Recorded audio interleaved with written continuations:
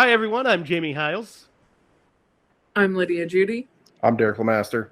Oh, look how fast he did it. And I this was is on it. Scream Bloody Movies, the podcast where Derek speeds up so he doesn't get made fun of. Now you're going to say it sounded too robotic, but hey, you can't. Hey, I Beggars don't think can't be it sounded choosers. robotic. It just sounded like we hit fast forward on you. I'm Derek Lemaster. It is kind of like that's what happened. I thought it was great. I thought you I nailed thought it. it sounded you, very Lydia. That's natural. very It didn't nice of sound you. forced at all. I wasn't expecting you to come in so quick, and I was like, "Whoa!" Yeah, you came in hot. You kind of took a little pause, feeling the rhythm, and then Derek's like, "They're not making fun of me this week, buddy." Until later in the podcast when he says something. Yeah, can you believe that this movie was in black and white? No, I can't. I will never live that down. No, I I mean, can't. both personally and between our group, but it'll. How are you guys doing today? Doing doing good. Awesome. Good. Yeah. Me too. I guess. Happy Thanksgiving, everyone. This is our Thanksgiving episode. Hope you're eating some turkey, spending time with family, watching football. What else happens on Thanksgiving? Santa Claus? Wait, that's a different holiday. My bad. You That's not yet.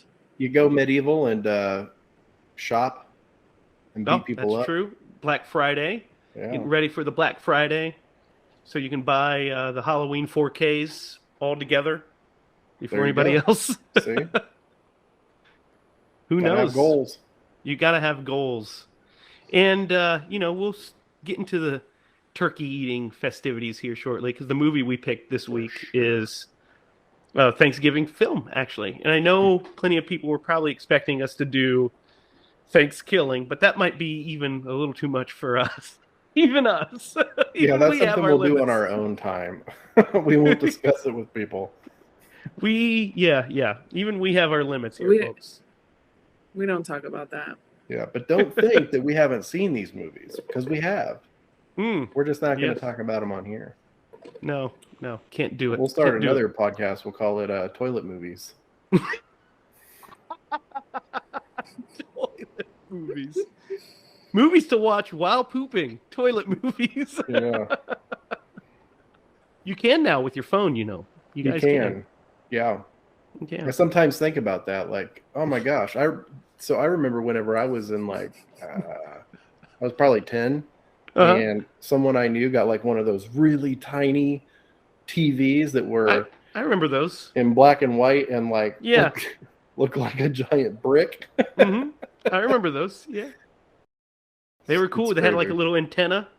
Yep. Because you could only pick up antenna signals. Yeah. Yep. Those were the coolest. No I input. also remember picking up TVs on stations on my Game Gear, Sega Game Gear.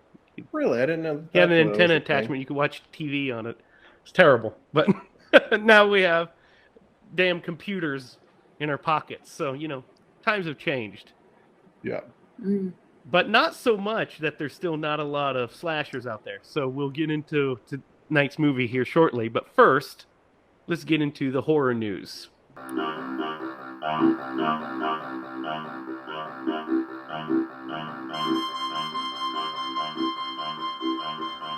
So, guys, there's not a whole lot of news going on. The week we're recording this is the 28th of October, so we're about a month ahead. So just pretend like the illusion still exists that this is actually Thanksgiving. So I have a couple bits here, though, some that you're going to find very interesting. So do you remember a while back, a couple episodes ago, we talked about Ryan Gosling starring in The Wolfman? It might have actually been the Wolfman episode that we talked about this. Yeah. Well, originally it was going to be directed by Lee Whannell, of course, the co-writer of Saw and the director of The Invisible Man. Well, he dropped out as director and is being replaced by Derek Cianfrance, who has worked with Ryan Gosling before on Blue Valentine in A Place Behind the Pines. Nice. So, what do you guys think of this? I was excited when Lee Winnell's directing it because he's great. So I'm kind of disappointed that he dropped out. But this other director has a good working relationship with Ryan Gosling. So what are you guys' thoughts? Yeah, I mean, I watched Place Behind the Pines, and that was really good. I liked the direction of that movie a lot, so I can I can hope that it's still gonna be a decent movie. At least. At Yeah. least it's not like Rob Zombie picked it up or something. Yeah, that's for sure. What are Where your you're thoughts kind of there? nervous, you know. Yeah. Maybe not. I'll be honest with you. I don't know what to think. I mean, it's it does happen where you get a director who hasn't really done a horror movie or something kind of in that genre, and then they surprise you. So I'm optimistic. I hope that they do some good things with that. So we have a little bit of a synopsis here, guys. Let's hear It that. said it's believed to be set in present times and in the vein of the Jake Gyllenhaal thriller Nightcrawler, with an obvious supernatural twist. The Hollywood Reporter says Gosling would play an anchorman who gets infected. The script has been described as Night Network versus and combined with Nightcrawler. What are your thoughts on that concept? Does that make you a little more excited about it? You think that's interesting? Yeah, I think so. I think that sounds good. Yeah, it's not what I was expecting at all. So I'm trying to take that in. Yeah, I know. But I liked Nightcrawler was pretty cool. Yeah, Nightcrawler was really good. Trying to imagine that as a werewolf movie. Yeah, I guess they're moving away from Fuckboy Larry and they want to put their own spin on it. Though there's already been a movie with a werewolf Anchorman, which is Harrison Ford in Anchorman 2, which I'm dropping a clip right here.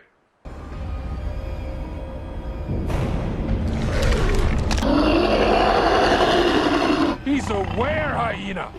You guys remember that? No. He's a No, I werewolf don't. in it. He's a werewolf randomly. What? He I'm just trying to takes think. off his glasses and he turns into a wolf. And the big Yeah. final battle. What? Yeah, it's at the end, like where there's the Yeah. most random things. I don't The remember ghost of it, Stonewall but- Jackson's there. Remember that? Oh yeah, Just stupid shit. they probably like put ideas in a hat and they pulled them out. Yep, we're gonna do that one. That one sounds good. Yeah. All right, guys, we are getting a Final Destination 6. Just what are your thoughts on that? Just that bit of news. What are your thoughts on there being a new Final Destination? They're lying assholes. Because I think the title of the last movie was The Final Destination. Well, of course, but I mean, Freddy's been dead. Jason's went to hell. And Halloween ends. But it's not going to end, guys. I Do don't you know. The think last we one, the need- fifth one? Yes, the last one was the 5th one. Seems like there's just more than that.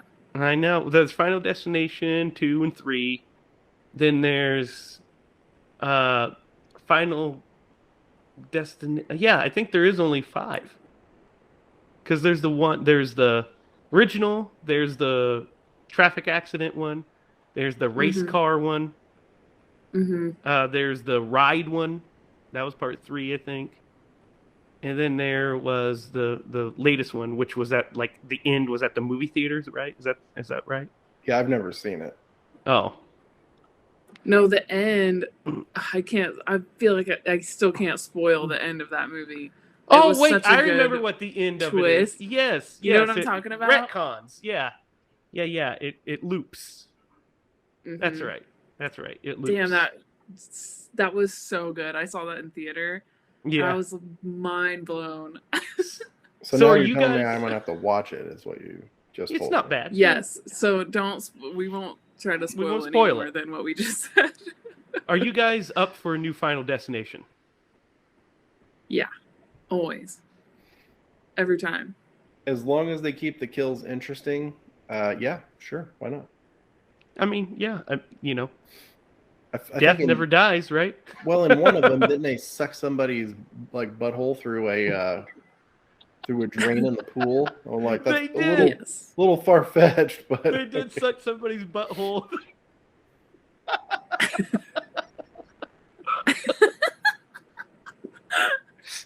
They sucked his organs out. Through his butthole. His The butthole was suction. still intact, I Yes. guess. I remember one time. Yeah. Mm-hmm. Joey, this is another Joey story. He's going to be thrilled I'm telling this. But he didn't know what he didn't know what hemorrhoids were. yeah. And he thought it was a disease where your butthole falls out. What did you say? Why are we talking about that? That's what he said. He said, "You know that disease where your butthole falls out?" I was like, "What the fuck are you talking about, man?" I'm sure there is a disease like that, but definitely not hemorrhoids. Oh my So, God. guys, this is exciting.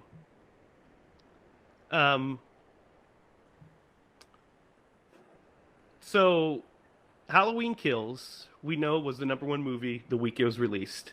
And then last week, it was the #2 movie in America. It is also the #1 non-live event premiere in the history of Peacock. Really? Yes. That's good So for them. What we're saying is Halloween Kills is huge, you know? What are you guys' has reportedly added a few million more subs just with the release of Halloween Kills. So that's great news for horror, right? Oh yeah, it is good news. Well, and especially with the transition, which I mean, it's like a pendulum. I think it's starting to swing back, and we'll at least have movie theaters for quite a while because of, if nothing else, there's a nostalgic tie to it. But yeah, that's good. That's I'm glad to hear that they are making some money off that. Yeah, and Michael Myers is unstoppable, right? He was in that movie. Yeah, he was. Watch our Halloween Kills review. It's up now. All right, guys. This is exciting news. Here it is. So Mike Flanagan says he wants to make a Star Wars horror movie. What? What are your guys' thoughts on this?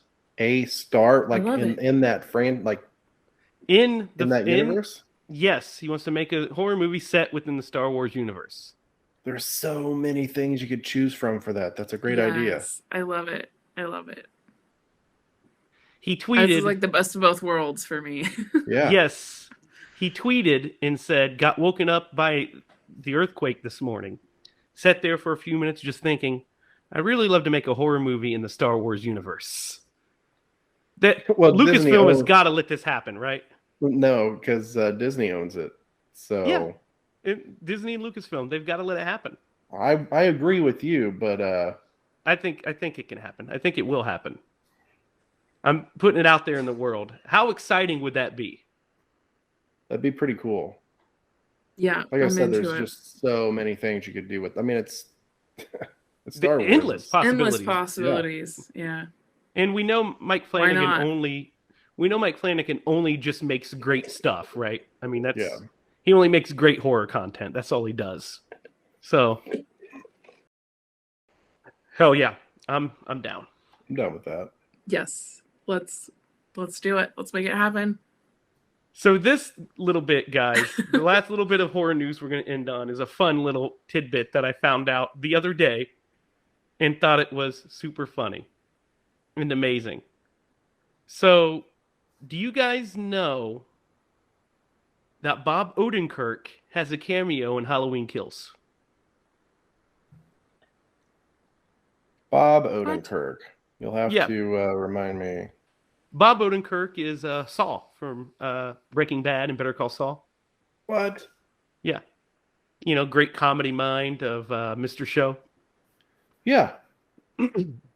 Yes. I think. You've seen this movie like 12 times. Not 12. It's been 4. But I know where he is. And the scene in the bar when they are when they're showing the events of that occurred on, like they're talking about the murders that happened, and showing the newscast when we see Julian, Yeah. it shows it shows pictures of the cast from the original movie. Remember, like them dead? Well, when it shows Bob, that's actually a young Bob Odenkirk. The picture of Bob, who just happened to look just like the actor that plays Bob in Halloween 78 because they couldn't get the rights to that guy. Interesting. Really? So they said we couldn't track down the actor or get the rights. Somehow we couldn't clear an image of Bob for our television news broadcast. And so I was frustrated by that because I wanted to acknowledge Bob's death. But we couldn't get footage of Bob. So I Googled Bob 1970s high school, and a photo of Bob Odenkirk popped up that looked just like Bob. So Wow. they contacted him, and he gave him he was like, yeah, go ahead. Use me as Bob. Yes. What a cool dude. Isn't Yeah. that great? Yeah. That That other is guy great. now just must feel like a jerk. Probably. Who knows whatever happened to Bob? Well, they just Here's a couldn't little- find him. Like, Yeah, he just... sounds like. Oh, So- obscurity. Here's another little tidbit for that about Bob. So in Halloween 1978, Bob was originally going to be played by Dennis Quaid. What? What? Yes, because he was dating PJ Souls at the time. Really? Mm-hmm. What? That would have been really cool. Yeah. But somehow it didn't work. Like he couldn't do it, or scheduling conflicts or whatever. So they got the guy that plays Bob with his cool fucking hair and giant glasses. So it worked out well. The more you know. Yeah. Yeah, right? Wow. Small world. So, guys, that's all we have for the horror news. Like I said, it was a slow week in horror news. Watch the new episode of Chucky. It's out. Watch Hill House. Watch Haunting of Hill. Watch Bly Manor. Watch Black Midnight Mass. Watch all of it. It's all good. But guys, let's sit down and be thankful that we have tonight's movie, which is the Thanksgiving classic 1987's Blood Rage. So we're going to open like we do every week, talking about our experiences with Blood Rage and what we knew about Blood Rage prior. Let's start with you, Derek. How many times have you seen Blood Rage, and what is your experience with it? Let's see. If we count the other night when I watched it, that's a first time. Yeah. First time watch. Did you ever last time know this watch. movie existed? Nope. I watched. I did not know that this movie existed. And this was your pick, right?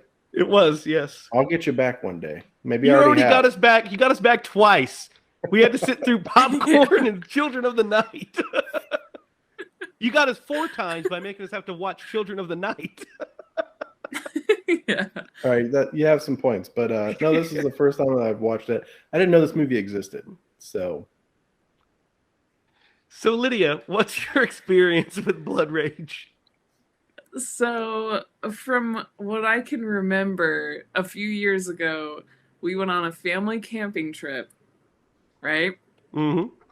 And what year? I can't even remember which year it was. So was a it would couple years ago. be 2000. I think either 2018 or 2019, because it wasn't 2020. Because 2020 we went Right. camping and it was terrible and all that other, Yes.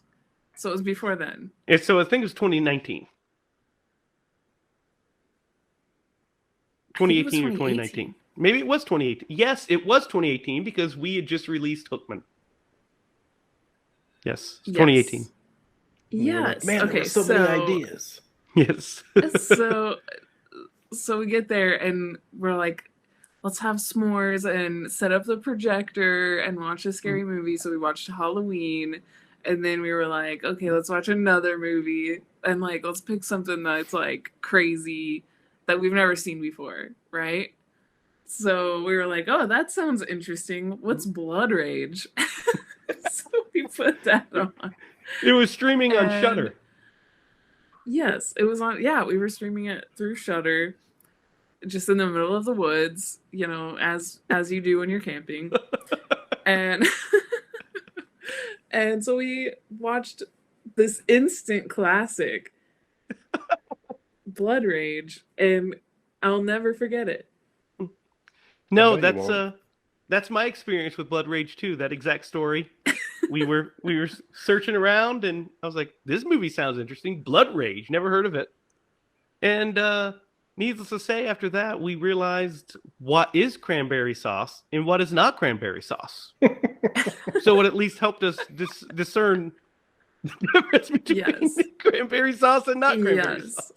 If we took anything away from this movie, it was what is not cranberry sauce. That is correct. So let's get into it. So the movie opens with at a drive-through. Yeah, they go to McDonald's. No. The movie opens at a drive-in, and it's the 60s, because it says 10 years later. The movie's set. I mean, it's the 70s, because the movie's set in 87. So, or at least that's when it's released. So I'm assuming 86, 87 is when it takes place. And so it had to be 76, 77. And we open on this drive-in. And it's funny, on the marquee, did you guys notice what the movie playing was? It was called The House That Cried Murder. I did catch that, yeah. Which is a phenomenal name for a horror movie. I Love think it. we should get the rights to that and remake it. What do you think? Yes. I don't know about that. So the movie opens with this drive-in, and it kicks into this cool theme. What do you guys think of this little theme song that kicks in? Your intermission is almost over. You have 2 minutes till showtime.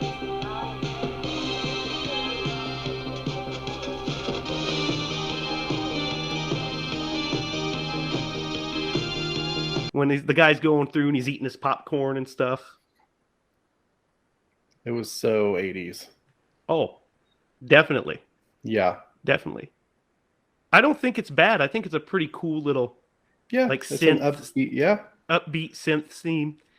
I agree with And you. so the guy goes to the bathroom and runs into a condom salesman played by Ted Raimi. What is this? Yes. Ted Raimi just in Yes. a bathroom selling condoms. Opens up his jacket. There's some condoms. He's like, which one do you want? That's a pretty hilarious character. So hilarious. What do you think of this, Derek? I completely forgot that happened. I remember the intro. And I remember the whole setup of the scene, but I definitely do not remember the condom salesman. Yeah, he's just wearing his trench coat.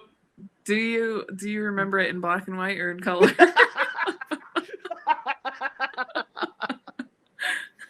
Oh, Lydia, so mean. He's like, my favorite part was when the pentagram appeared on his hand. You're still watching Wolfman, Derek.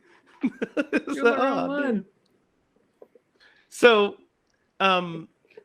basically, the setup is this mom is making out with this weird dude. They're like at the drive-in, because we go through the cars and we see people making out. And, that's what you did in the drive-in, of course. And then we get to this woman and she's like, they start to make out. She's like, wait, no, the kids. And we realize that there are 2 twins just in the back seat of this car. Yeah. And this guy's like, We'll no, I think we should do it anyway. Like, they're asleep. It's fine. First of all, guy, whoa. Like, whoa. You don't think they're going to wake up? Right. What's your thought process with this? We know what his thought process was. Well, yeah, we definitely do. He's just trying to get some.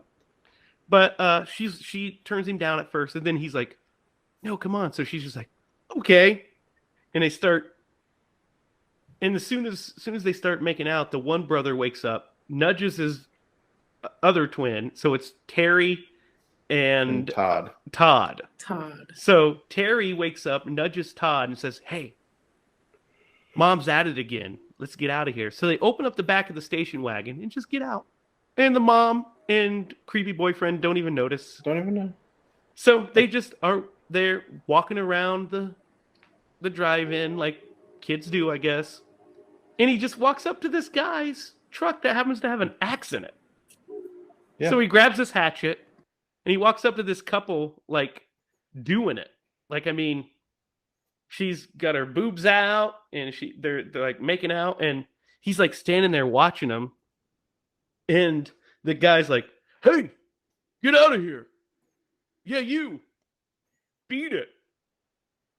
And then he just like hacks him in the face with the hatchet. There's no provocation. There's no reasoning behind it. He just hits him in the head with the hatchet multiple times and kills him. The girl runs off butt naked. The mom's like, "Oh, I heard screaming." And she finally realizes her kids are missing.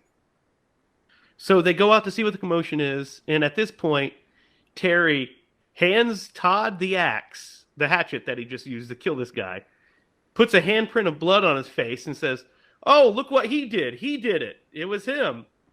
And everybody's just like, "Oh, yeah, that makes sense." Even though that's none of the book. Even though none of the forensics would match that whatsoever. Fine, whatever.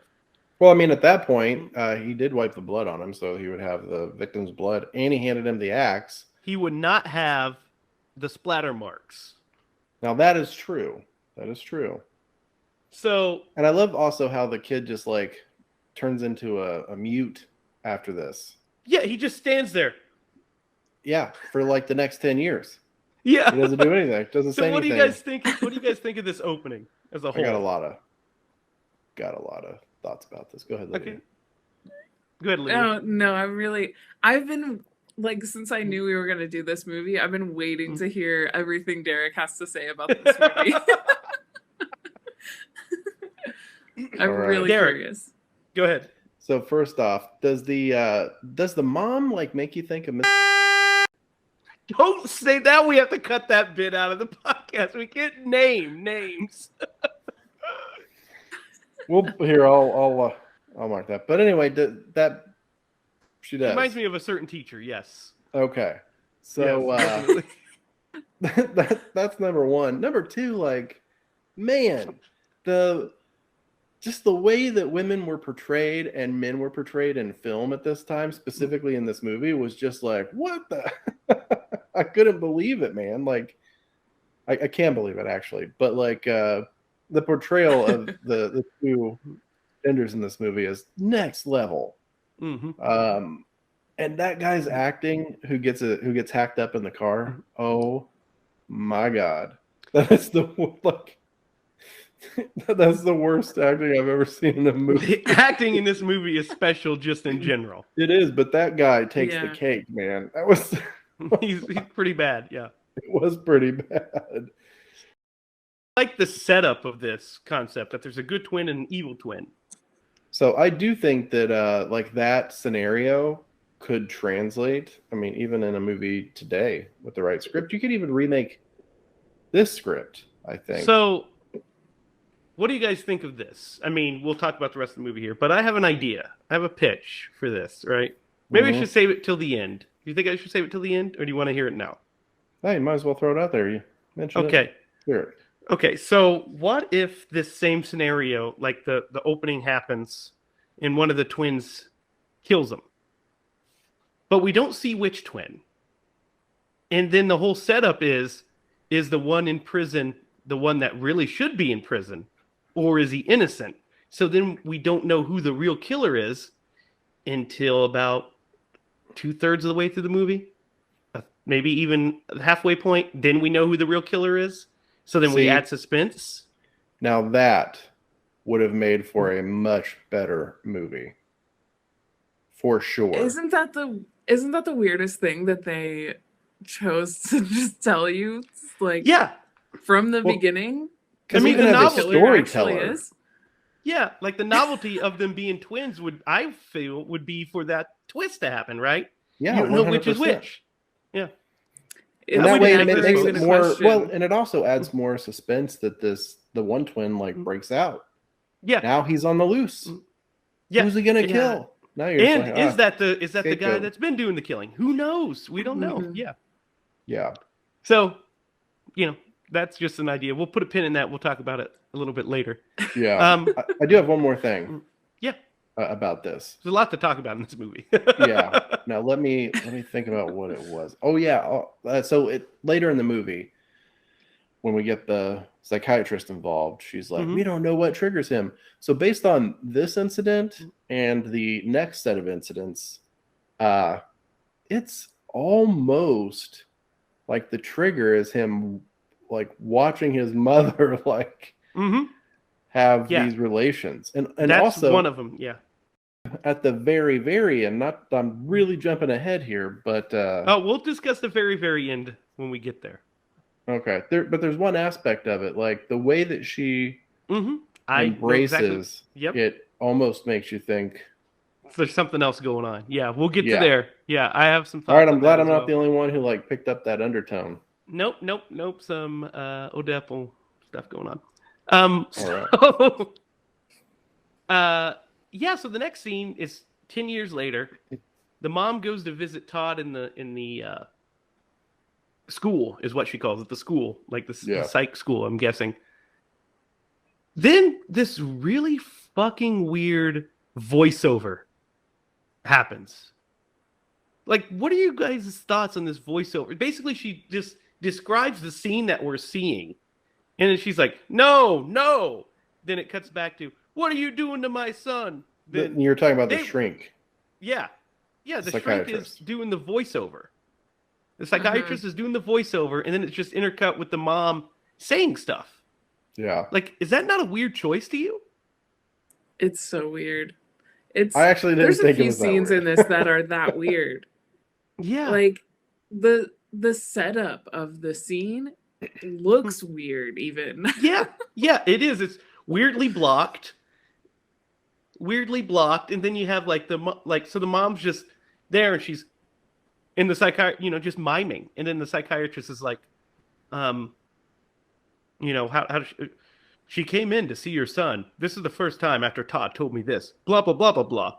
Dr. Berman's patient consultation notes, November 22nd, 1984. Saw Maddie Simmons, Todd's mother, for the first time today. I don't think she was quite prepared for what I told her. And then the mom's like, no, it's not Terry. It's definitely Todd. And then it's like, this is the first time they've seen each other in a while. He just started talking. And then he comes in and he's like, hi, Mom, blah, blah. And then he crushes the cake. And throws it against the wall. She's like, I brought your favorite. Which apparently she brings him every year, maybe? Yeah, I'm guessing that's like the thought process. So what are your thoughts on this scene? I mean, you guys find it as weird as I do, right? The execution of this scene. The execution, I think, is really strange. Like you said, the blocking was really awkward. Obviously, the acting didn't help that at all. But the voiceover piece, like I've seen that in other movies, and it kind of makes sense. But the timing of everything. The voiceover would make sense if we're introduced to the psychiatrist and she's talking about it. Mm-hmm. But that's not what happens. The mom comes in, and then just a voiceover starts. Didn't it start on the outside of the building and like go into kind of, like but it's not like But we have no idea who the hell's talking at that point. They didn't give us the establishing shot of the psychiatrist talking into a dictaphone or anything like that. So it's just she's this omnipresent voice for no reason over the scene. It's so weird. What'd you call it? Now, it would make way more sense if that was sprinkled throughout the rest of the movie, but it's not. No, it never shows up again. She shows up again for a short period of time, but but it's just this one scene, and you're just like, that's weird.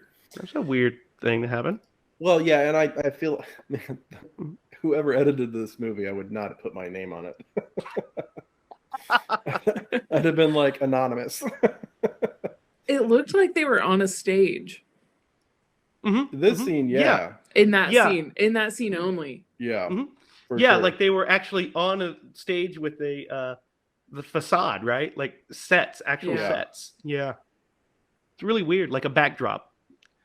Flats, actual flats. That scene's where we first meet our lead actor, Mark Soper, who is playing both Terry and Todd. So that's where we meet that's where we meet Todd. The voiceover comes on and tells us that she suspects Terry is the actual killer, but she can't say that. She doesn't have enough evidence, but she doesn't know how Terry's going to react to any of this. And then we meet Terry, and he's a fucking douchebag. So they're playing football, and he's all like being cutesy, and he's like, "I'll guard her," and then he like kisses the girl, the main girl. That's his girlfriend. His girlfriend, yeah. He kisses her. Then this other woman shows up with this older lady, and she's like, "Oh, I'm babysitting later tonight." He's like, "Oh yeah, that sounds good, you know, blah blah. Or we should play tennis sometime." Yeah, cool. And he's like totally like flirting with her. Oh, and your girlfriend picks it up too. Yeah, but you're like, you know, it's not only is it awkward, but his girlfriend is way more attractive than this other woman. I don't know what's going on here. For sure. This guy actually reminds me of like what I would have imagined Ted Bundy was like. Because he's got some very like he's outgoing. He's got some likable qualities. Now he does have that thing about him where, you know, he just is awkward. Well, yeah, he is douchey, but he's also got like an awkward presence with people. But he's just so outgoing, it comes off as slightly charming. You know what I mean? Yeah. Yeah, so I mean, we kind of meet him there. We kind of meet his friends who are all weirdos. His friends, the rest of the cast of this movie, oh my gosh, are like next level weird, right? They played the characters, the typecast characters perfectly. Well, yeah. So we have the one like kind of jockey friend. Then we have the guy that I named Eyebrows because he has like the biggest eyebrows I've ever seen. Yeah. I didn't bother learning these characters' names. Did you? You guys know their names? No. I think I'll look it up. Who's Jackie? Unnecessary. Jackie is Doug Weiser. So that is the guy. I think that's the guy inside. Because we have Bill. Maddie is the one woman. Okay. So we have Andrea is the other girl. Andrea, and then Karen is our lead. Karen is the final girl. So Karen is his boyfriend. Yeah. Is a girlfriend. So the next scene, we're at Thanksgiving dinner. And everybody's sitting around. There's that random Andrea's there for some reason. And this other woman. And then there's Terry and Karen. And then the mom and her boyfriend basically are like, "So we have an announcement to make. We're getting hitched." She's like, "Oh, we're getting married."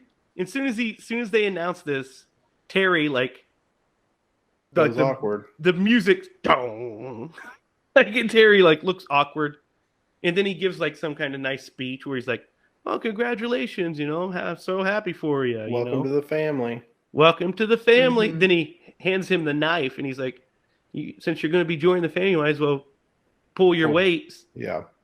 So he goes to cut the turkey. Meanwhile, the mom gets He doesn't just hand him the knife. He points the knife at his chest and is like, "Well, here, like take it. Yeah, go ahead, cut the turkey. Man of the house now." Like, and he spins it around. Dramatic music the entire time. Yeah.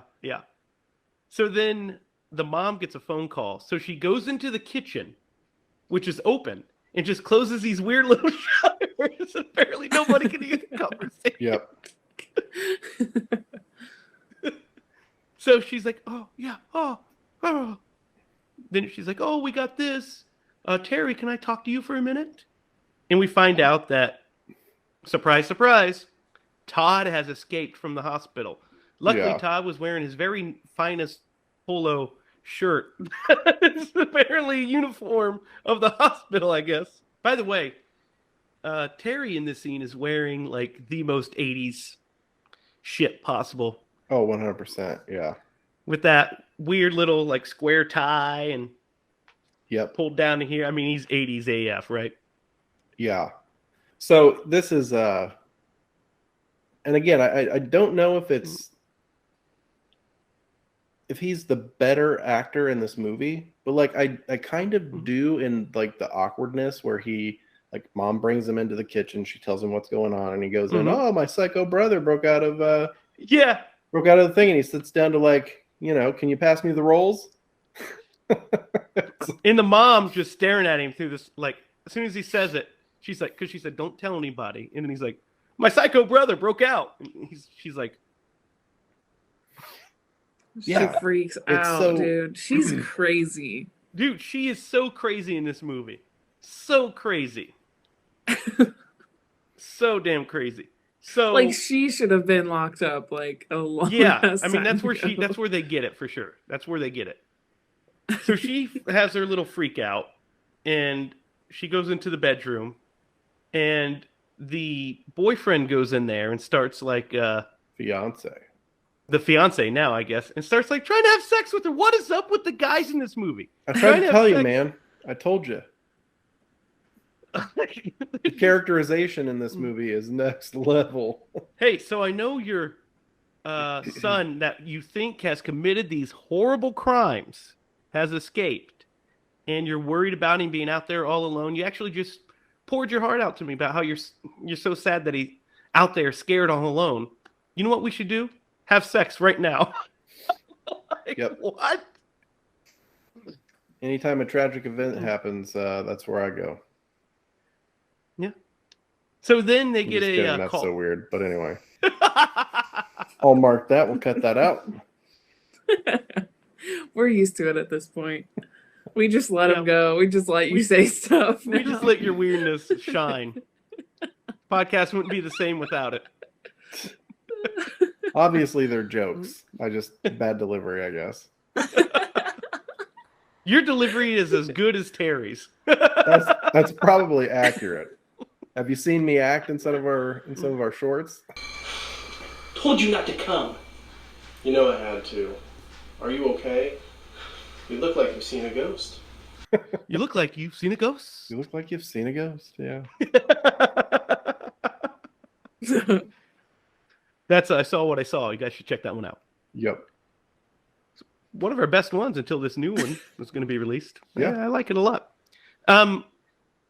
So there's a doorbell ring, and Terry answers it, and he's held at gunpoint immediately by some dude. Oh my gosh! He's like, hey!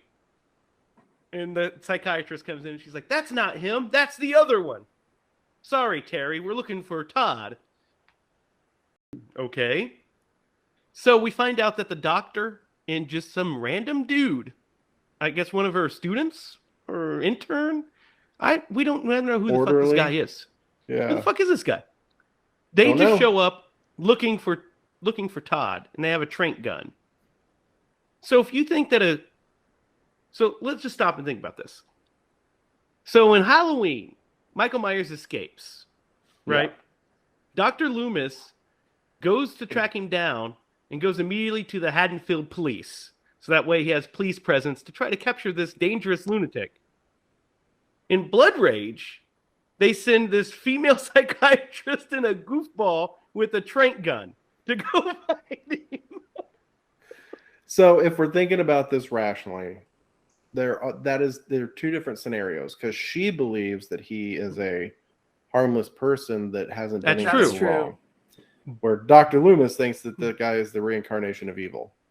But that's a good point. But she believes that Terry is a murderer.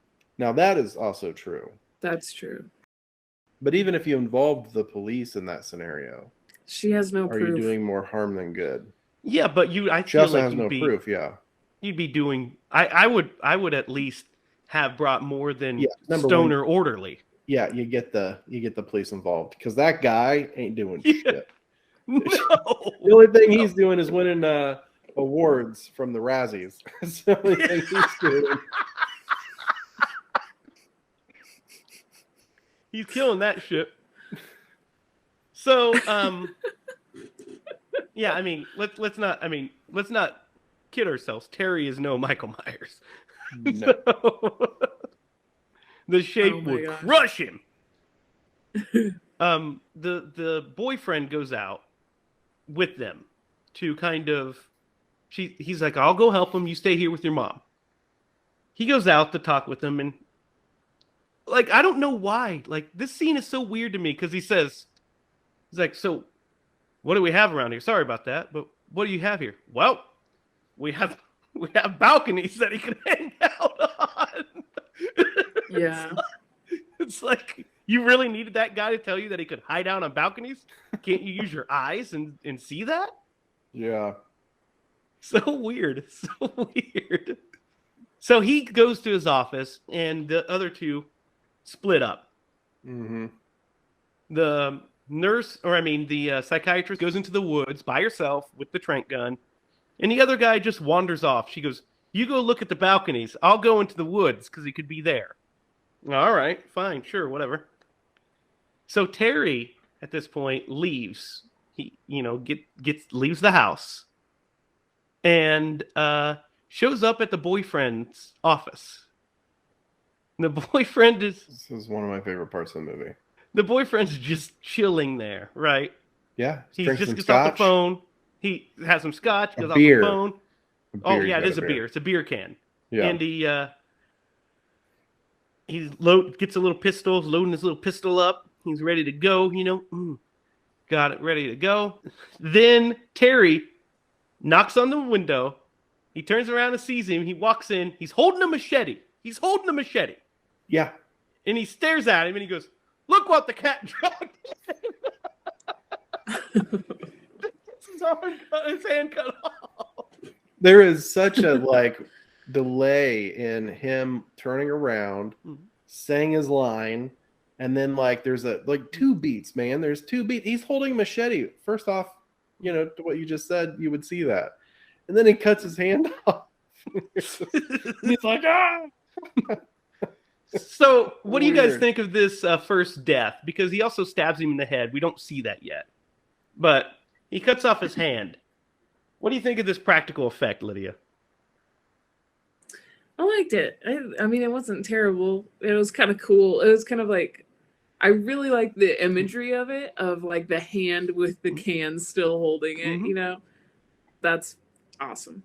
Yeah, I love that. His hand when he's holding it doesn't look the best. It's too rounded, too thin. I feel like, but it's all right. I mean, they have a small budget. They're doing what they can. It's fine.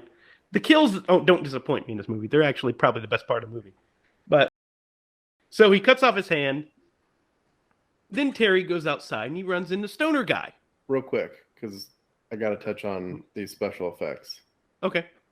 I was so impressed with how shitty the other aspects of this movie were compared to and it's not necessarily what they pulled off, but the ambition that they had for these special effects, because it was really above their capabilities, but they didn't do the worst job I've ever seen. So I was very impressed with their ambition in some of these kills and special effects. Yeah, I agree. I think it was fun, and I think they tried to do some really cool stuff. So then Terry goes outside, and he runs into Stoner, or the other guy. So the other guy is basically outside the house, out in the back, just smoking a joint. He lights up a joint, just starts smoking it. Terry comes up on him, and he's holding it, so he hides a machete behind his back. Yeah. And he's a fucking cartoon character, I guess. And so he's holding this machete behind his back. Stoner guy's token, and he's like, you want to hit? And he's like, sure. He takes it, and he's like, hey, you know what? You know what the doc told me? That she doesn't think Terry killed any of these people. And then he says, yes, he did. And he stabs him through the stomach. He says, yes, he did. Yes, he did. And then walks off. Lets a boy die. What do you think of this scene? I can tell you that it adds to the legend that is this movie. It continues to grow scene by scene. Yes, it does. I think the practical effect of him being stabbed is actually pretty good. I do too, actually. I liked like how they did that special effect. It is pretty good for what it was. Yeah, the blood, or through it, and we see it on the other side. It's spewing the blood. It's pretty cool. You know what they should have done? Dennis Quaid should have been dating the lead actress in this movie. Oh yeah. Then they could have gotten somebody who could actually act. What are you gonna do? Quite a bit. What are you gonna do? So then, we're intermixed with this. We see Todd basically wandering around. Yeah. Did he go to a laundromat? It looked like a laundromat. He was like walking in front of a gas station or something. Yeah. It is a laundromat. So then Terry goes to the woods because he knows that's where the doctor is, and he attacks her. Basically, her kill happens off screen. Essentially, My God. like the actual kill happens off screen. Like she's Yeah. attacked by the camera, and then we see the aftermath. She's like straight up chopped in half. Chopped in half. Yeah.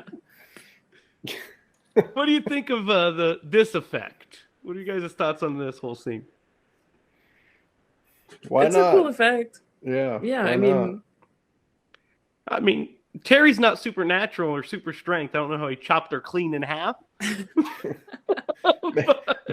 Maybe he was really good at sawing. I don't know. He just kept going. But she's like still kind of alive. She's like, Yeah. yeah. she dies and her like She's legs are, alive like, for all a while. twisted. Yeah, she's like writhes in pain. A lot of people in movies will get stabbed one time and they're just like immediately dead. But Yeah. she's just like in half and just still alive for like a full minute. she tried to hold out. Do you guys remember in the movie Buffy the Vampire Slayer, Mm-hmm. Paul Rubens' death? Oh yes. Where he gets stabbed, he's like, ooh, He like dies for like 40 minutes. Yeah.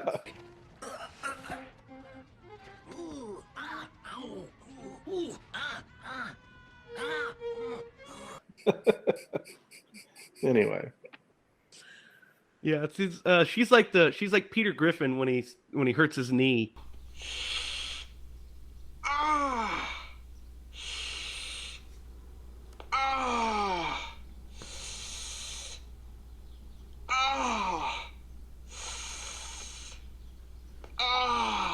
She's like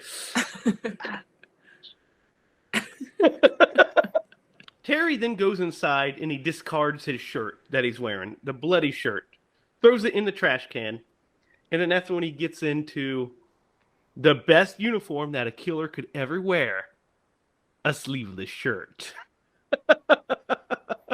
What do you guys think of Terry's excellent sleeveless shirt? Well, we need to back up just a little bit. Because this guy, for being a killing machine, is just like the most nonchalant, I'm not going to cover this up. These are my clothes. I'm just going to put them in the trash can, of which are discovered later. He's just so like laissez-faire about the murders All he these just murders. committed. Yeah, he really is. And then He's a confident sociopath serial killer. Psycho. Yes, he is. Yeah, Like, yes, he is. Ted He's very confident that he is getting away with all of it, and he is, because he literally runs into people he knows, and they're And then like, just "Oh, kills them. hey." Yeah. Yeah. They all trust him. And this Yeah. is where we get the first taste of this line, pun intended. Right? No. That's Yeah, because he takes his shirt off and he goes Yes, it into is. the- It's when he's the bath taking to his take shirt a- off. He says, "That's not cranberry sauce." Well, he tastes it. Yep. Nope, that's not cranberry sauce. It's not cranberry sauce. Yep. That line will live in infamy. That's a great line. It really it's is. special. It really is. At this point, we see Todd kind of floating around, and he runs into Kelly.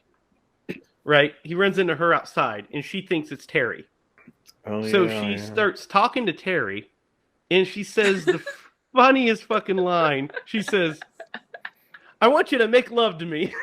Well, I want you to make love to me.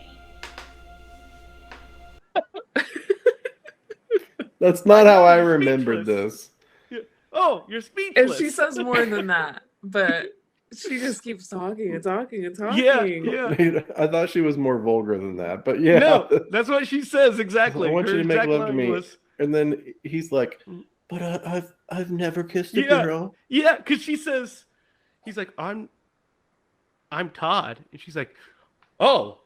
And then he says, I've never kissed a girl before. she goes, good luck with that. And like, runs Yeah, off. I gotta go. She said, you should try it sometime.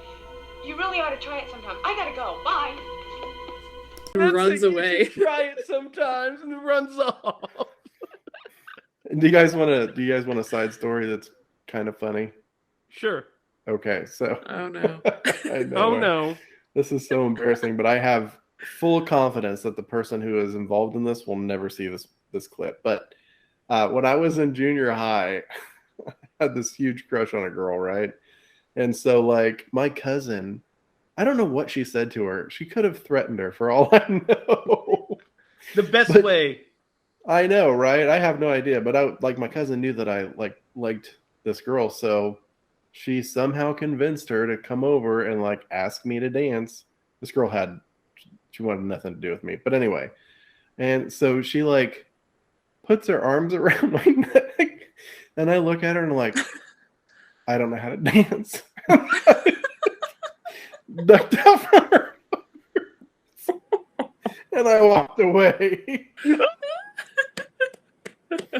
And I had the hugest crush on that girl. That was my one shot, and I just I don't know how to dance, and I walked away. You fake it, Derek. You fake it. I know you fake it, but you You It didn't bounce work out back that and night. forth. I don't know how to dance. oh my gosh. So You just panicked. yeah, Yeah. I have a lot of empathy for Todd in this scene. You watched it and you're like, that's me. Yep. The only thing that's missing is him telling her that her body is but a vessel for her soul. That's low. Derek, if Todd would have walked up to her and said, "Hey, groovy chick, you're happening in a far out way," She might have responded, "You're not happening at all. You don't know." would you have felt more connected to Todd at that I point? would. I feel like he and I are kindred spirits. Well, you both do have fuck up brothers. So. Anyway, I hope you enjoyed that little taste of That's a great my story. humiliation. That is That's a great amazing. story. So, did you ever see that girl again?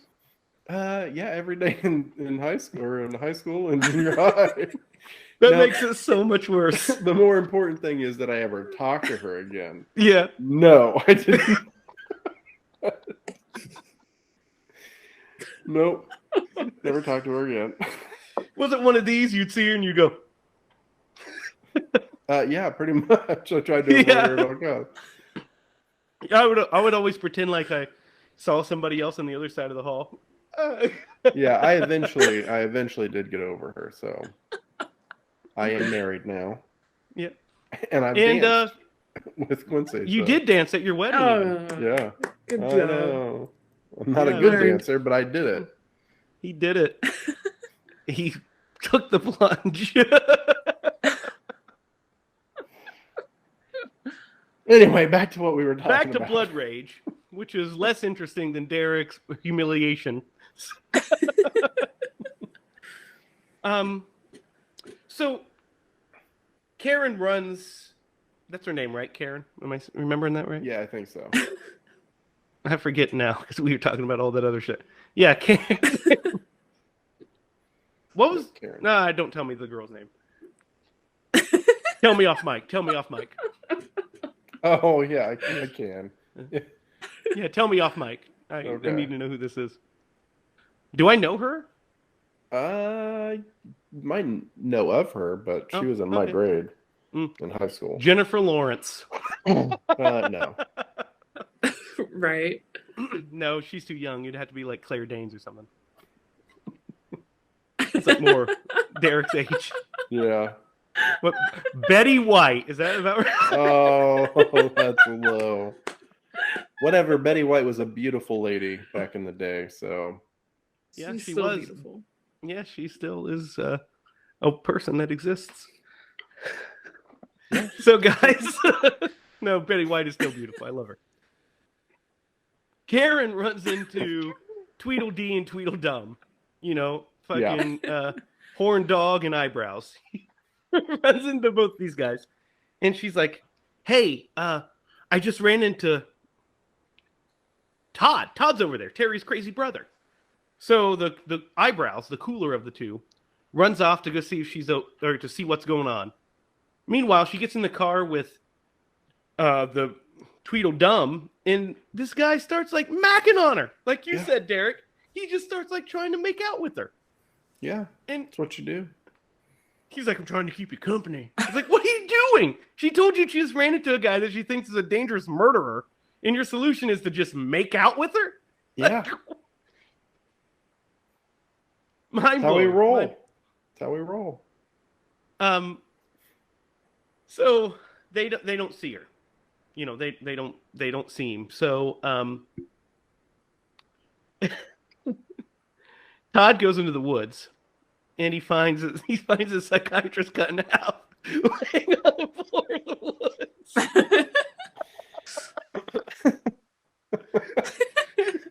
We can't even talk about this, can we?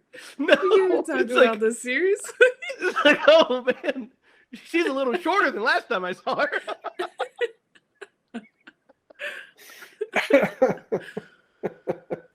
Is this where they like trying to put her back together? Yeah. He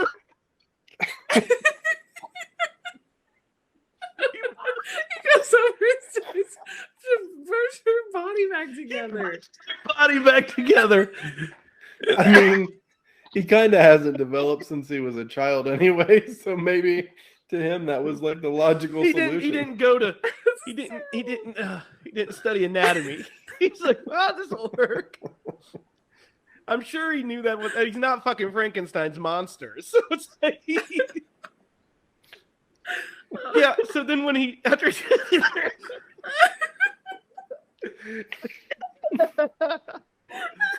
Terry tries to push her together, Todd tries to push her together, he reaches into her wallet or her purse and pulls out the shittiest looking gun I've ever seen in my life.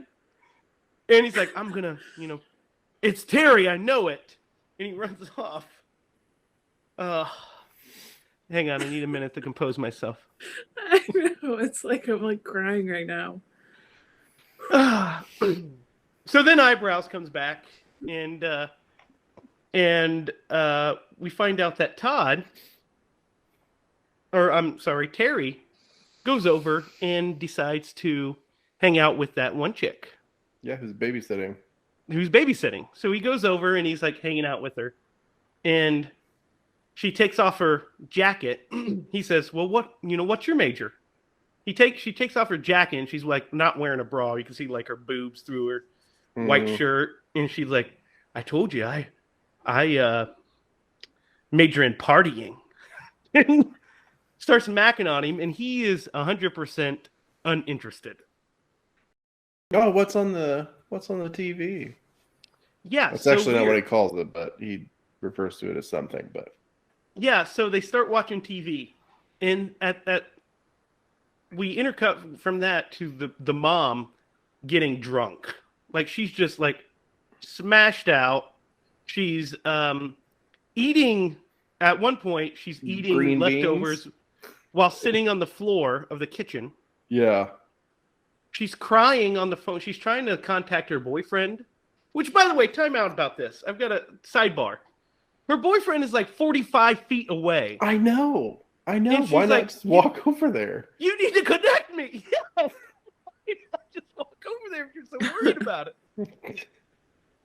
So she's talking to the psychiatrist or the operator, and she's like saying some weird shit. Like she's just starts yelling at the phone, and then at one point she's like strangling the phone. Like, I mean, she's next level crazy. Yeah, and then she gets connected with somebody, and she starts talking to him, and like, "Oh, I think you have the wrong number." Yeah.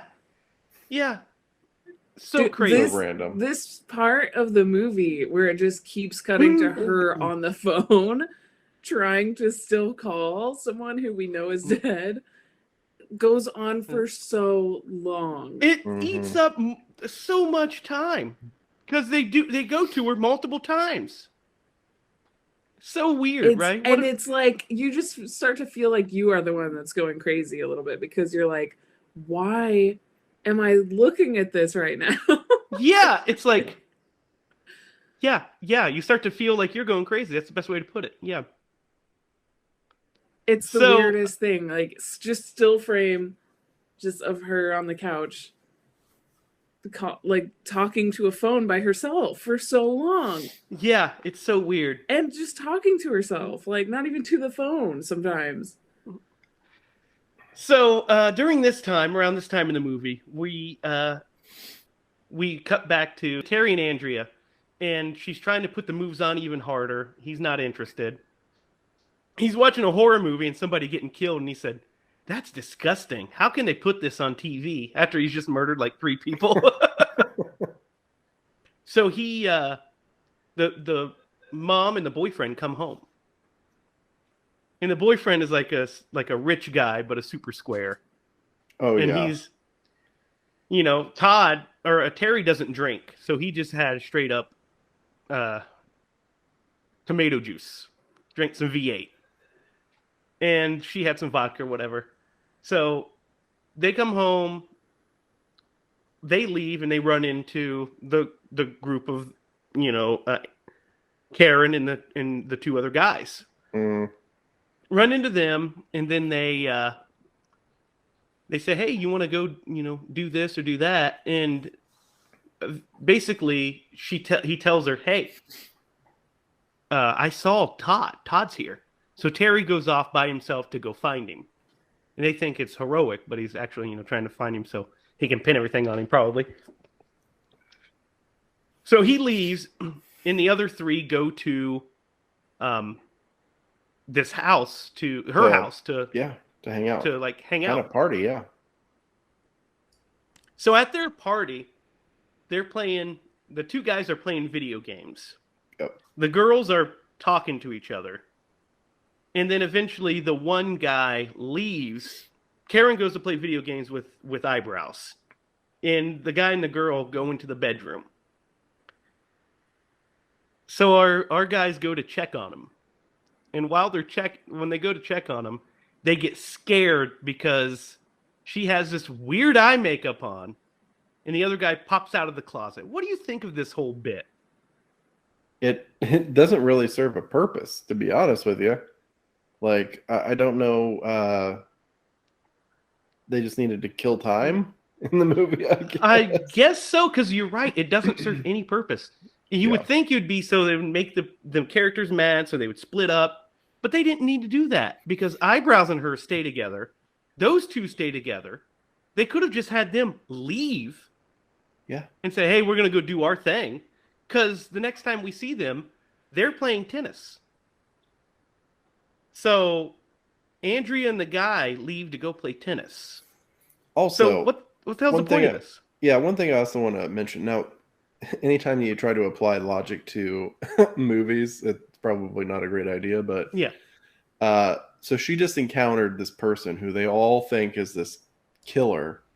And when they go back to the house, instead of dialing the phone to the police, they're like, "Hey, let's play some video games and just chill out." Yeah, and they're so nonchalant about it. Like he's like, then he asked me if he told me he never kissed a girl, and she's like, ew, that's so weird. Ugh. Yeah. You're like, you guys aren't freaked out by this. Like, what, like you said, that's a good point. Like, why didn't you immediately go to the police or something? Missed opportunity. That's why they all died. They go and play tennis, and we have Terry like watching them play tennis. Yep. The guy hits the ball. She goes to look at it, and you think she's gonna get killed because she's separated. Then Terry throws the ball back at him, and then they're just like, they start to make out, and he's like, "No, not here. I've got a better place." So the next time we see them, they are having sex on a diving board in like the house, common pool area. Common pool area, yeah. What do you guys think of this? Well, I'm a little jealous of him, but the rest of it, not so much. I mean, I guess when you're young, you know, wherever it happens. But I feel like it's gotta be like for laughs. It's just like a joke, kind of, because she's the one that says it. Even she's like, "Not out here. Like this isn't right. Like I have a better place. Let's go over here." And then it just shows them on a diving board. Diving board, like the most awkward place possible. So I love that Terry walks up to him and he's like, what does he say? Hey, I don't know, but it's more like, hey, how's it going? Yeah, and then he slices his throat, he falls, and then he kills her. Yeah. Just like, kills them both right there in the pool area. How does she die? I forget. She falls in the pool at some point, but I'm pretty sure he slashes her. I think he slashes her too. Terry comes back, right? Doesn't he come back home at this point and runs into her? And that's when he decides that he wants to have sex with her, basically. Yeah. Doesn't he try to kill her at this point? No. They go back to the house. He pulls off the pillows. Oh, on the couch, yeah, he did. And they start like making out on the couch because he's confident that everything's okay now, I guess. I don't know. And Todd shows up and holds eyebrows at gunpoint in his car. So he forces him to go show him where Terry is so he can end him. He rings the doorbell. Terry answers the door and Todd points the gun at him and then runs off. Yep. He just can't bring himself to do it. So he runs off, and then he's like, "What's going on?" And he's like, "He ran this way. Let's go get him." So Terry and Artie, his eyebrow's name, by the way. Terry and Artie run off to cross the bridge, and he says, "Oh, look at all this stuff here." And there's like a whole like kill kit, I guess is what it is. Yeah. Like just randomly laying on the bridge. It's like they watched all of the Friday the 13th movies, and they're like, let's get a an arrow, and it's a kill kit. It's a whole bag full of tricks. So like, well, we've killed everybody. We've actually skipped a part before this happens. We need to go back a little bit because we need to talk about the deaths of the babysitter or the woman that the mother and the guy. So she is like, dude, her comment when she goes in and she's like making sure the baby's okay, she was like, "Mommy's gonna try and get you a rich daddy." Yeah. Like, oh my gosh. So right before that, Jake was like, "Why is this girl with this guy? Like, what's going on here?" And then she says that, and he's like, "Oh, well, that explains that." Now I understand. That makes more sense. I also love how the babysitter was like, "Oh, that'll be $10," and she's like, $10. $10, and he's like, "Don't worry, I got this. I got this." She looks at him like hinting, like, "I don't know, I don't have any money." And then the best even though part you hired the babysitter. Yeah, she looks at him. He pulls it out, and then she acts like she's like surprised by it, like, "Oh, what a nice gesture!" And you're like, "Oh, come on, lady, you know exactly what you're doing." Yeah. So, old boy ends up getting decapitated. Bill, I think, is that guy's name. Yeah. So he ends up getting decapitated, and she is getting into like her, lingerie, getting all sexy for him. And she goes out into the hallway, and she doesn't see him. And she opens the door, and it's like severed head is hanging on a jump rope. Yeah. So the guy that plays Bill, by the way, is a special effects artist of this movie, I do believe. Really? Yeah, I might be wrong on that. Let me double check. I'm going to give him a C+. I do believe that the guy that plays Bill, Ed French, is the he's the makeup artist of this movie. So that's his little cameo bit. Nice. And he does a fine job, considering he's not an actor. Yeah. So then we don't see how she dies at the moment. She gets killed off screen as well. He opens the door and is putting like the jacket on, helping her put the jacket on, and then we cut. And that's where we get to him trying to seduce Karen. And that's where Eyebrows comes in, and that's where we're on the bridge with the kill kit. So he pulls out like a grilling fork, and Eyebrows grabs it, and he's like, look at this. And Terry grabs it, and he's like, oh, look, I think I see him. And then he stabs him in the neck. And what do you guys think of this death scene and this effect? I thought it was cool. It's freaky because you know that he's like about to get killed, so you're like just waiting for it. And he picks up the fork and like makes a comment on it, and you know that he's gonna get him with that freaking fork. Oh, awful. Yeah, it gets him right in the jugular. I think it's a pretty nice effect too. They do the best, the best thing possible. They show it, they cut away, and then to have it already in. Cover the insertion with the cut, which is very smart. And it's bleeding everywhere, and it looks pretty good. I actually wrote in my notes that his death's pretty cool. Yeah. I think it's my favorite death of the movie, is his death. As far as the way the effects look. I mean, the hand was pretty fucking funny, but... Oh, by the way, this is completely late, but I did mark down what he said when he sat down on the couch to watch the TV. His quote was, anything good on the tube? That's it. Anything good on the tube? Yeah. We should start calling it tube. We should bring tube back. What do you think?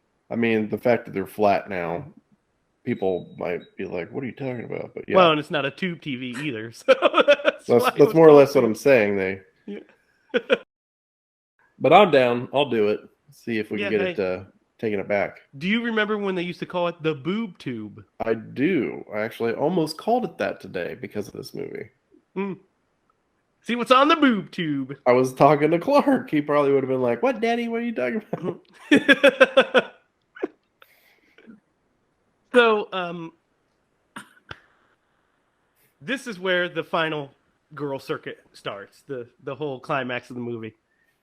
Because he shows up, he's covered in blood all over his shirt. And she's like, what happened? And he said, oh, whatever. He made some excuse. And he's starting to walk away. She's starting to walk with him. And then he tries to turn around and slice her. And he says, I love you. And tries to kill her.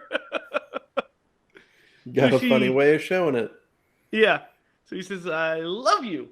So she starts running, and then we get like the whole final girl circuit. And dude, the music that kicks in during this scene is super special. Yeah. Here's a sample of it right here. I love you. Did you hear me? I said I love you. Aaron, where are you going?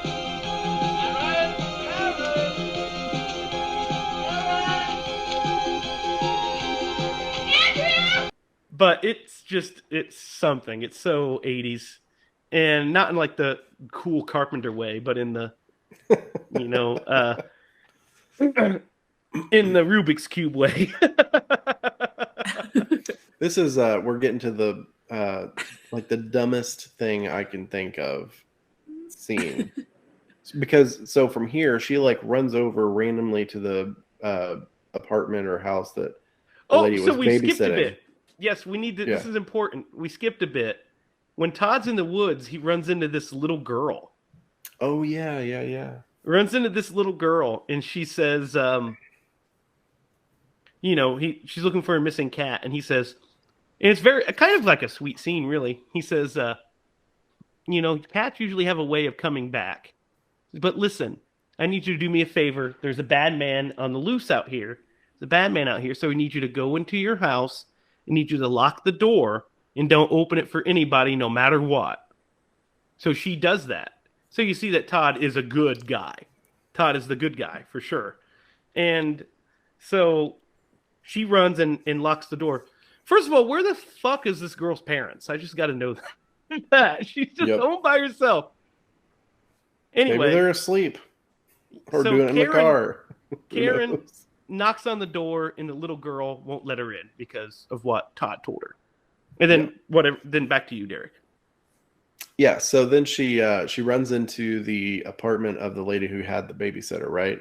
Mm-hmm. And she can hear the baby crying. She's trying to get help, and I think she finds the two dead bodies here. Yeah, so she goes in and she like picks up this baby and just starts to take it with her. Probably the right thing to do since the parents are dead. But like, dude, when he chases her into like the pool area and she goes in the locker room and then hides the baby underneath the cabinet. Yeah, it's great. I'm like, what are you doing? No, the best part of this whole scene is before she picks up the baby, she goes in there and Terry follows her in and she's on the phone trying to make a call. Terry walks up to her and he's like, standing over her with the sword. Then she just hits him in the dick with the phone. Yeah. I forgot about that part. Oh my god. Like hits him right in the dick with the phone, and he just lets her. He just stands there and just lets that happen. And then she's like, "Oh!" Or he falls over. She grabs the baby and runs off. Yes, and then she runs into the locker room.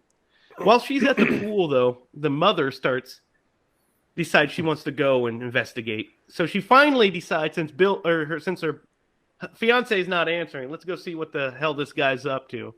Yeah. And she go the other side of the house. When she goes up to his office, the door is open and unlocked. For some reason, she goes up to it and she just bangs on it for no reason, and then slides it open. I was like, "What the fuck was the point in that? Why didn't you just open it?" And she's just talking to him the whole time.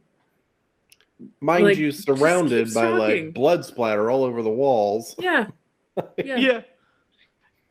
And then, she's like, "Why aren't you answering me?" She touches him, and then his fucking head splits open. What do you think of this bit? It was gross. So ridiculous. Yeah, pretty good. It doesn't look great. I don't know. I guess. No, it doesn't look great at all, but it's fun. It's funny that his head splits open. That's funny. Yeah. I mean, to be fair, like it being 1987, there wasn't too much of that in movies, and you didn't have the internet to look it up. So I don't know what that would have looked like to somebody who saw it for the first time in 1987. But yeah, it wasn't the best special effect. No, for sure. Well, especially when you have Tom Savini putting out Tom Savini shit. I mean, way before this. So I mean, Well, we've already established they're like the Dollar General of special effects on this movie. Jake said, "Why did they put confetti cake in the head?" It's kind of what it looked like.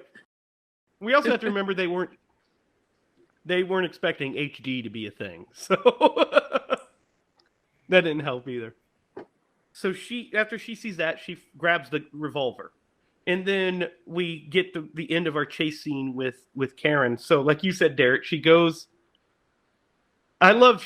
First of all, I love that she goes into the the pool room where it's surrounded by glass so he could easily see where she is.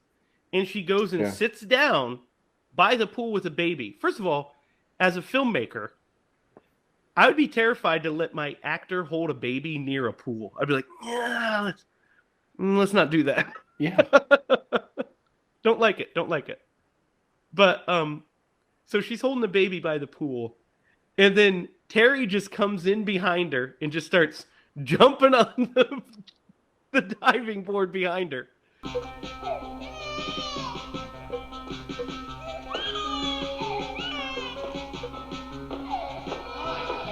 God! Which I found hilarious. Like, she's just like, and he's jumping behind her. And she turns and looks and sees him. He's just like happily bouncing like an idiot. So she runs into the locker room. And she's like, oh, not again. Yeah. Or something. Oh, yeah. Oh, no. And then so just like runs like she's annoyed about it. yeah. Not like she's running for her life. She runs and hides the baby in the thing. And then hides in the stall. After she opens up the sauna and sees her two dead friends. She hides in the stall. Terry comes in, opens the sauna, sees them, and he's like, oh, didn't mean to walk in on you. You guys will do it anywhere. Like, Karen, can you believe this? And he walks over and pees. And she's hiding from him. He's oblivious to her. He walks out. And then she waits a beat. Then she comes out and is attacked by him, right? She escapes him again, runs out into the pool area, and she runs directly into Todd. Guys, tell me you saw the wig on the guy playing Todd. Yes. No. Oh my God, It's terrible. It's terrible. It's bad.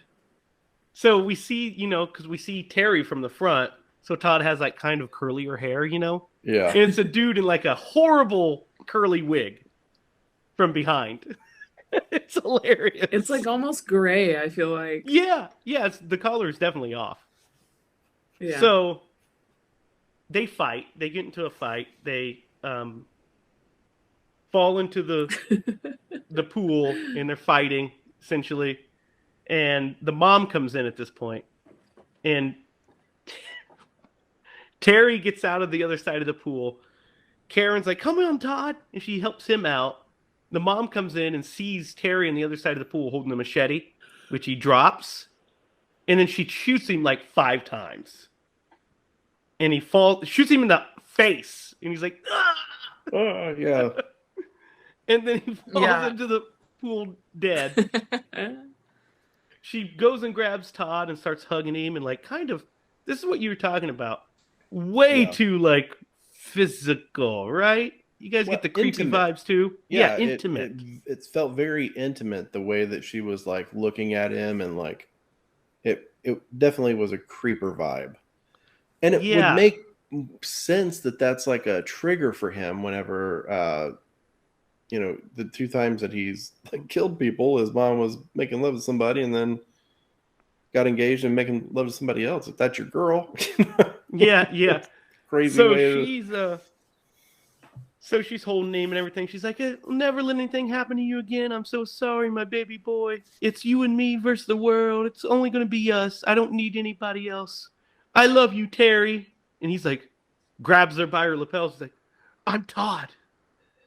I'm Todd. And she goes, No. He's like, yeah, Terry is a killer. Terry is bad.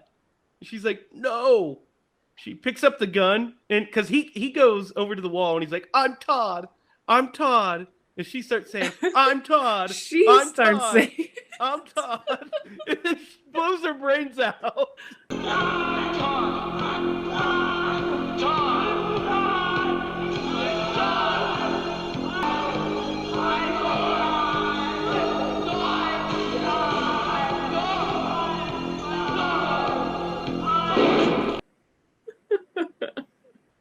She blows her brains out. Then the Karen with the baby just goes, oh. of there. She's like, Yeah, she does. I'm just gonna excuse myself. She was like, for the first time in the movie, she was just kind of shocked, like, oh, okay, Yeah, but let's get this baby out of here. it's not even like a full like horrified shock. She's like, Yeah. oh, let's nope out of here. She's like, And wish then I it didn't see that. We hear sirens in the distance, and we freeze frame on Todd looking at over his like dead mom, and we end. What do you guys think of this batshit ending? It's so insane that they're both just saying, I'm Todd. It's so funny and it's so memorable. But it's like, it's the weirdest thing. It really So is weird. so weird. So weird. Derek, what are your thoughts on this ending? Man, it was kind of a cluster F. You know, the terrible acting like really culminated here. Everything from like her like the way that she was portrayed in this scene to, you know, the Todd, and it was terrible, man. Todd. It was the Todd. It was bad. He says And- the Todd. And then when Karen, to your point, like whenever, like, I couldn't think of a like more interesting way for someone to be like, oh, someone just blew their brains out. I'm gonna walk off. Yeah, such a Get out of here. Definitely an acting choice, isn't it? Yeah, I want you to Yeah. act surprised in this. Okay, Nope. it was weird. Yeah, and then you know it ends with him just like standing there, having seen all this. So, you know that's the end of Blood Rage. So let's go around and let's talk about Blood Rage, and let's talk about our ratings. Let's start with you, Lydia. What are your thoughts on Blood Rage, and what would you give it? I guess I have a couple things I want to say. So, did you guys think that the mom?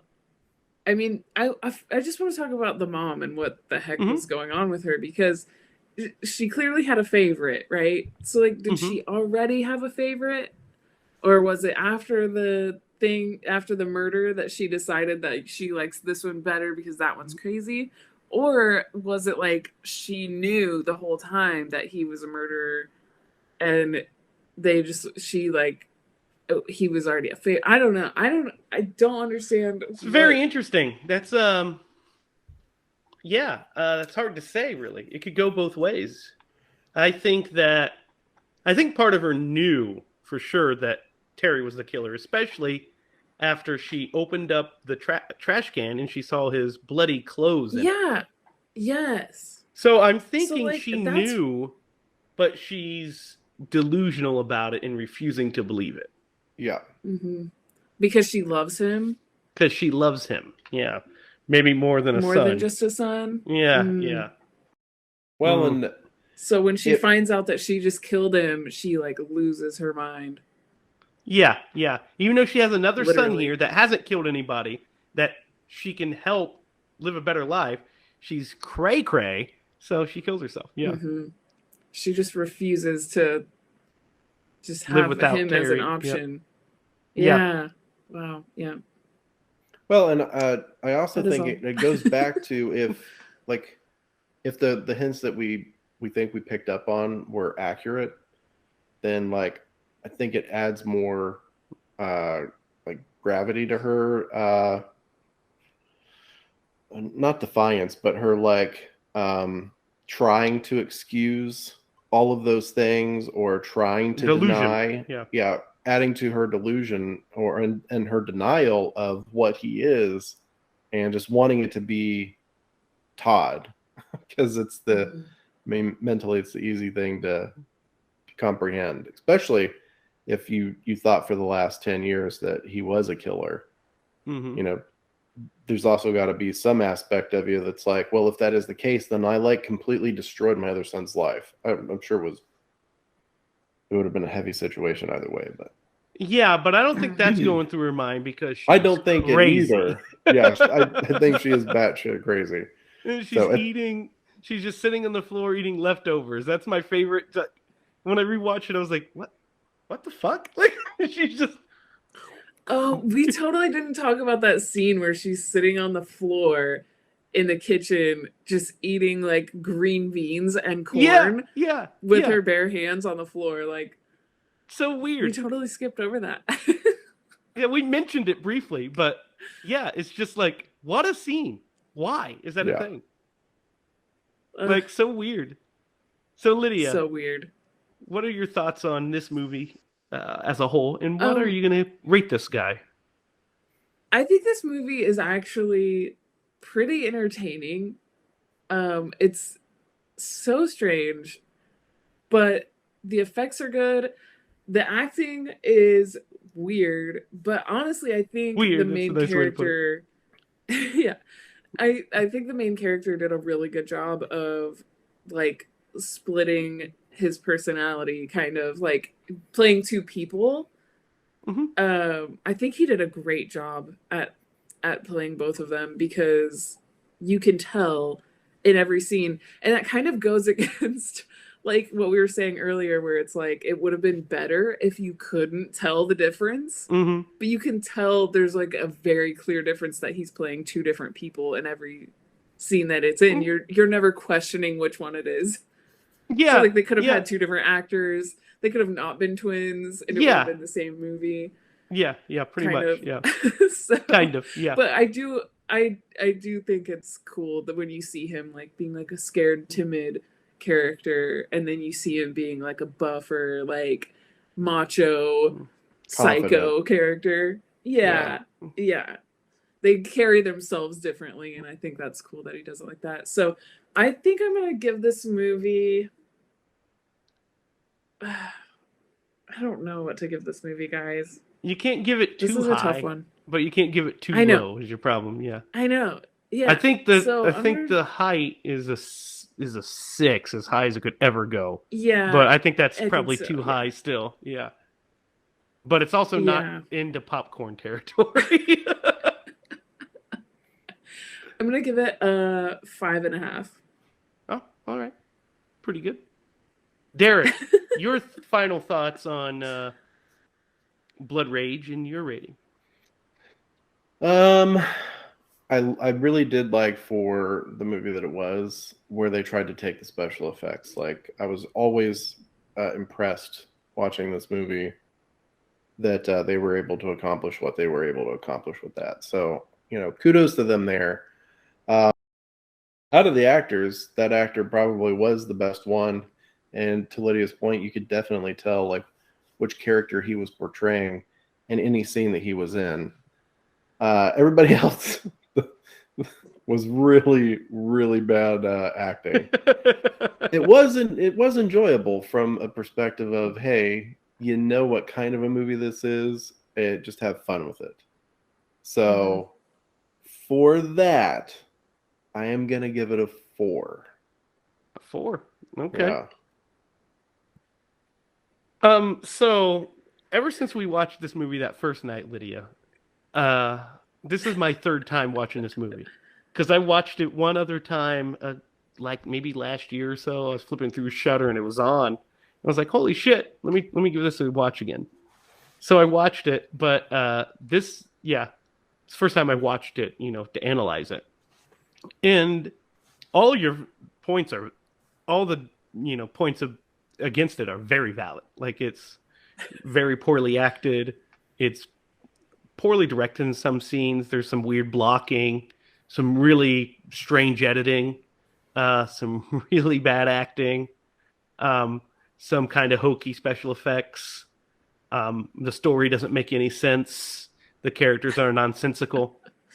All of these are definitely going against this movie. The music's not great, but it's fun. It's very fun. It's not boring. It's never boring. Yeah. Like, I think if you get a movie that's poorly made, like as far as execution, but it has a good charm to it and it moves at a brisk pace, is much better than a movie that's very competently made but boring. I'd rather watch this, like, if I had to watch prestige drama that's really dry versus hokey, shitty horror movie from the 80s, I'm going to go horror movie from the 80s more times than not, right? So, having said all that, I don't think it's as bad as either Children of the Night or Popcorn. So I'm going to give this movie a 5 out of 10 as well. I quite like it. I mean, it's not the best, but it's fun. You guys should watch it. It's fun. It's fun watch. And it's very fun to laugh at. You guys can remember that it's not cranberry sauce. Yes. And if you get the chance, go camping in a spooky dark woods around Halloween time and project it and watch it then, and then tell us what you think. That is the best way to actually different experience. It's the best way to watch this movie because it feels like you're at a drive-in and you're like at a grindhouse little.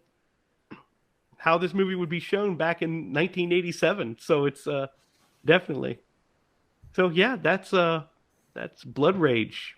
We got one more thing to do. Yes, it is time to aconize Blood Rage. Thrill me. So guys. Can I go first? You can go first, Derek. Are you ready? I'm ready. Any of them. Any of them. Doesn't matter. Pick one. Any of them. But I think you got to go with the main character. Oh, you would have Tom Atkins playing twins of himself? Better, yeah. I would watch that 5 times. You know what? I will say, if this same movie was made with Tom Atkins, with 2 Tom Atkins, I would probably own it on Blu-ray. Yeah. And then petition to own it on 4K. I'll go with that. Go. I would love that. That'd be great. 2 Atkins for the price of 1? Fuck yeah, I'm down. Yeah. However, if we had to stick as with much this... as I Go ahead. Oh, I was going to say, however, if we had to stick with the main actor, there's only, I mean, any of them would be better, but I think the best person he could portray was either the beer drinking guy or the guy having sex on the diving board. Obviously. Yeah. Right. Obviously, those are his characters. I would like to see him play the mom. Well, you know what? You could gender swap it and make it a dad instead of a mom, and have Tom Atkins and he would play do crazy. Great. Yeah, he'd be great in that too. He would do amazing as that. Yes, he would. You knock over probably your microphone? More entertaining. I pulled the headphone jack out. Oh, okay. What happens? Yeah. So yeah, I mean, I think those are all. I think Derek, you're right. Tom Atkins would definitely, any role, he would make this movie better because he'd bring his Atkinness to it, and it would just be brilliant and beautiful. He'd bring his A game. Because his name starts with A. So, what's on the agenda next week, Lydia? So, I think what I'm going to pick for next week is Dead Silence. That's a great one, James Wan. Love it. I don't know where that's streaming, but you guys can find it on tons of places, I'm sure. It's not like an obscure horror. It's not like you're trying to find, I don't know, Children of the Night or Popcorn. You can find this thing everywhere. Popcorn, we had to fucking scour the ends of the earth to find that son of a bitch. You know, you guys give it a bad rap, but I'm telling you that it's a diamond in the rough. I think there's some good premises to Popcorn. I do. I just think that the movie that we got, not so good. It could have been better. Not the best. Could have been worse. Definitely. It's not the best, not the worst. It could have been Children of the Night. That's true. By far the worst movie we've reviewed on this podcast. Wouldn't you guys say? Yep. Yeah. I mean, statistically, it's the lowest scoring one that we've gotten. It averages to be a 2. Yeah, I was gonna say we did do Pet Cemetery remake, so That's true. That is a bad one too. that's man, I just really hate that movie. Yeah, it's a really bad, but it's definitely a better made movie than Popcorn. Well, okay, and way that's better fair. made movie than Children of the Night or Evil Dead Point I Five. can't. I can't wait to pick my like childhood nostalgic scary movie that I want to pick, but I feel like we can't have it right after that. We've had a couple stinkers in a row, haven't we? We've had quite a few stinkers in Yeah, a row. we gotta. Well, I feel like Dead Silence is just gonna like really love Dead scare the Silence, socks yes. off of all of us. Wake us right? back up. Yep, wake us back up. Yes. Get us right in the mood. Yep, just in time for the Christmas episode, which we already have picked, but you won't know until we get there. So You'll never Um, guess. you'll never guess. So remember to like, share, subscribe. Visit us on the web at highlandproductions.com, where you can see all of the archival stuff and all of the shorts. Visit us on Facebook at Highland Productions, where we have every episode posted. Visit us on Instagram under Screen Bloody Movies, where we put a new picture up each week and some new tidbits. I'm on Twitter at Racket, Racket. So like, subscribe, share. Let's grow. Leave your comments down below. We'll answer your questions. We will talk to you. We will sing to you. We will even. Well, you guys don't. We don't do the. We'll respond. Sorry, they were telling me no. We don't do the rest of those things. No, we don't sing. We definitely don't. I don't sing. You don't want to have Hey, listen, any part of that. we will at least be in contact with you. So Here's how bad. Real quick. Here's how bad it is. I will sing in the car, and my son, who is 3, will tell me to shut up. Dad, stop singing. yeah, that's not good, man. It's it's good. not- I don't have any pitch. You never learned to dance. You never learned to sing.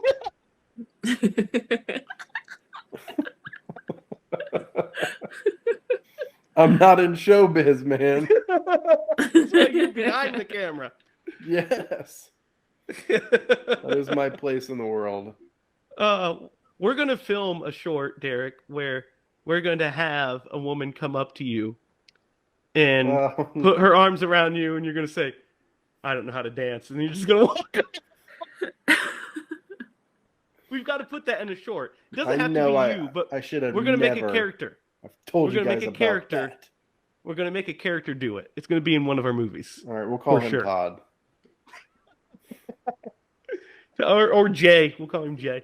Yeah. Be perfect. All right, guys. That's it. So for Lydia Judy and Derek Lemaster, I'm Jamie Hiles. Happy Thanksgiving. And remember, if you're going to scream, scream bloody movies. Oh my God, Derek, you and I were close. Lydia was like way behind on that. It's like, ooh, she turned into a I've been ghost working at the on end of this. it. Been working on it. I'm a ghost. Scream bloody movie. Happy Thanksgiving.